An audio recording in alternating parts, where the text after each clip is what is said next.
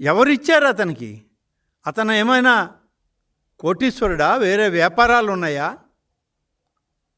దుర్మార్గంగా చేసిన తప్పును కప్పిపుచ్చుకోవడానికి అతనితో రాజీపడి అతని ఆస్తులు కొల్లగొట్టినటువంటి నీ బంధువులు, నీ ఆప్తులు, నీ అధికారులు, నీకు తాబేదారులుగా పనిచేసినటువంటి కొద్దిమంది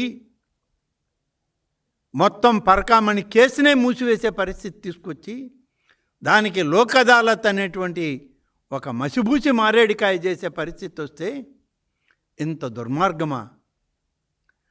హుండీల్లో డబ్బులు కూడా దోచుకునే పరిస్థితి అంత దిగజారిందా నువ్వు నీ పరిపాలన? ఇక మీరు ఎవరిని వదిలిపెడతారు? ఆ దేవదేవుణ్ణే వదలనటువంటి మీరు సామాన్య ప్రజలను వదిలిపెట్టారు అంటే ఈ సమాజం నమ్ముతుందా? ఈ రాష్ట్ర ప్రజానికం విశ్వసిస్తుందా ఇంకా మీ మాటలు? ఇప్పటికైనా కనీసం ఆ దేవదేవుని దగ్గరికి పోయి సాష్టాంగ ప్రమాణం చేసి మేము తప్పు చేశామనేటువంటి మాట అయినా చెప్పండి. లేకపోతే ఆ భగవంతుడు క్షమించడు, ఈ రాష్ట్ర ప్రజానీకం క్షమించదు మిమ్మల్ని. లక్షల కోట్లు దోచుకున్నారు, ఒకటి కాదు, రెండు కాదు.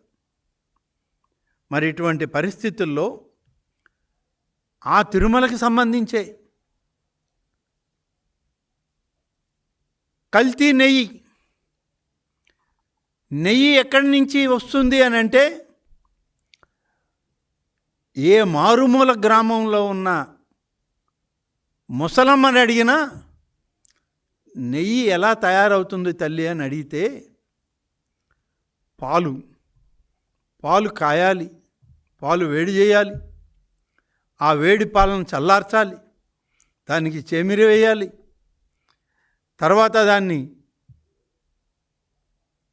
కవ్వంతో చిలకాలి, గ్రామీణ భాష చెప్తే దానిలో నుంచి వచ్చే వెన్న తీయాలి, ఆ వెన్నను కరిగించి నెయ్యి చేయాలి, అది నెయ్యి.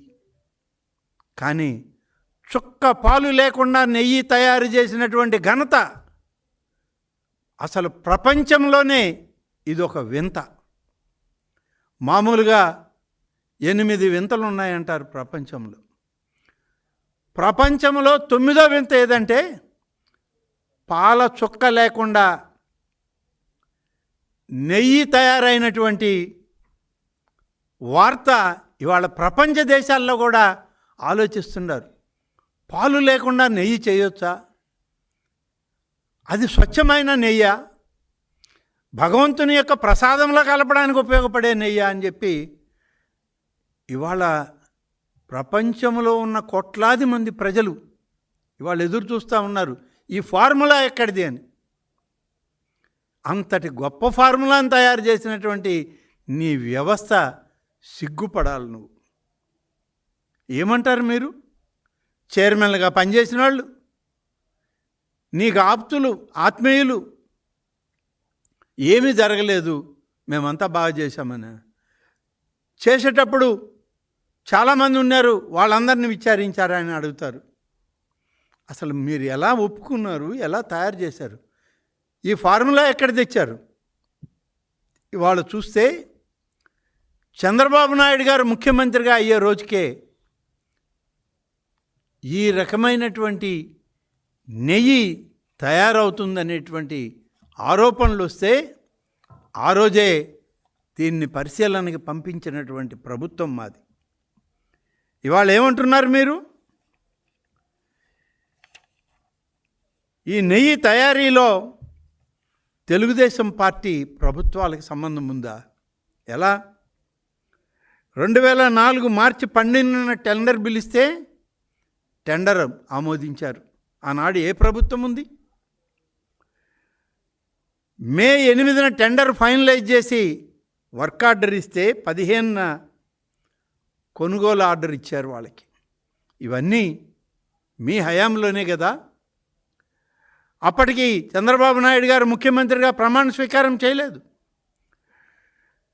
మీ దురదృష్టకరమైన పరిపాలన, మీ దౌర్భాగ్యమైనటువంటి వ్యవస్థలోనే ఉంది ఈ రాష్ట్రం. తిరుమల తిరుపతి దేవస్థానం కూడా అలాగే ఉండింది. ముఖ్యమంత్రిగా చంద్రబాబు నాయుడు గారు ప్రమాణ స్వీకారం చేసేదానికి ఒక్కరోజు ముందు తిరుమలకు వెళ్ళి స్వామి దర్శనం చేసుకొని తిరుపతి నుంచే వ్యవస్థని ప్రక్షాళన చేస్తాను అనేటువంటి దానిలో ఒక మాట చెప్పి స్వామివారి దగ్గర ఆయన నిజాయితీగా ఒక ప్రమాణం చేసి వచ్చాడు.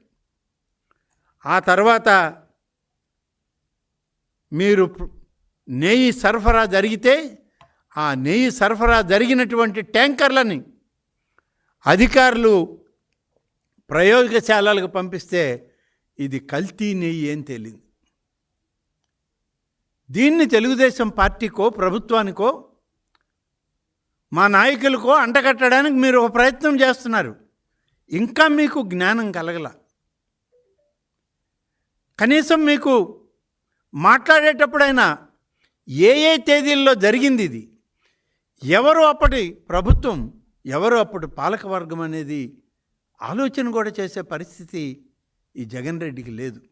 ఎందుకంటే అతను ఒక మాఫియా సామ్రాజ్య అధినేత. మాఫియాలకి ఆయన పెద్ద. ఆయన అధికారంలోకి వచ్చిన సంవత్సరం రోజులకు ముందే ఈ రాష్ట్రంలో ఈ ప్రాంతాల్లో మాఫియా చెలరేగిపోతూ ఉంది.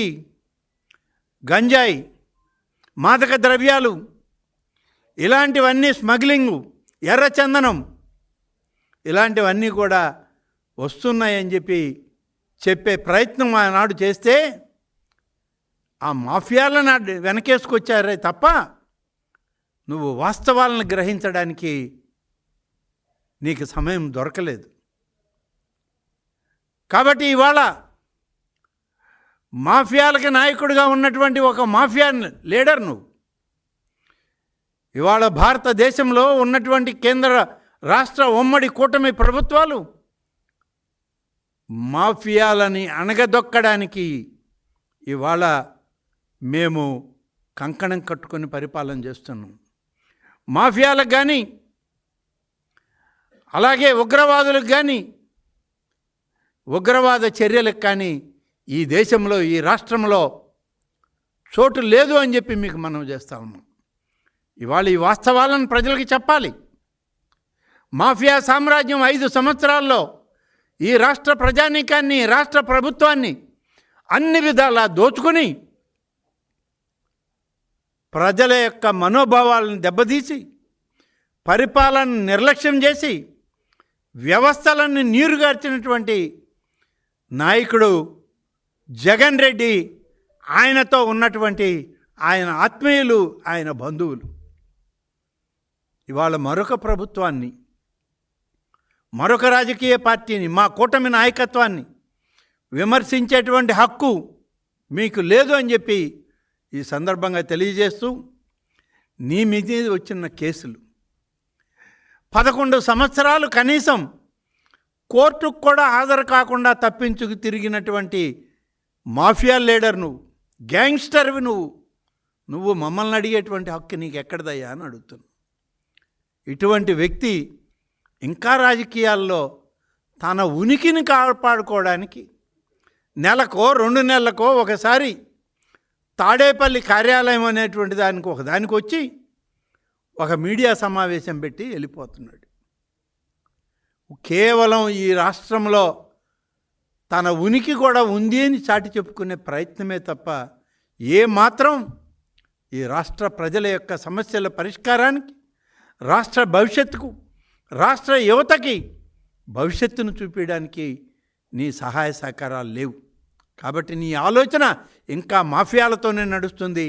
నువ్వు మాఫియాలతోనే కొనసాగుతున్నావు, మాఫియా లీడర్గానే కొనసాగుతున్నావు తప్ప రాజకీయ పార్టీ నాయకుడిగా ఉండే అర్హత నీకు లేదని చెప్పి ఈ సందర్భంగా తెలియజేస్తున్నాను. Thank you.